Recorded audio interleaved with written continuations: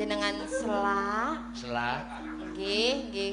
Kula tak nyocok kena kali Mas Denko. Tuli nyong melu ya. Lah jenengan lah kan sing ngendangi Mas Denko. Kula kali Mas Denko mawon. Nyonge melu, nyong ya arep nyocokna. Nyocokna gan napa Rika? Supaya nyocokna bahasa Banyumas, tuli nyong lagi belajar cara Banyumas. Omong-omongan kaya kowe. Tuli Denko nyocokna, nyong ra nyocokna. Ya rugi.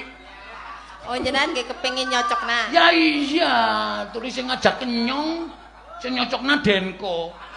Kepriwe kaya kowe? Berarti niki metune ngenteni nyocok narien mawon. Iya, wis pakone sak metune. Apa, Gong? Aja cerewet ki.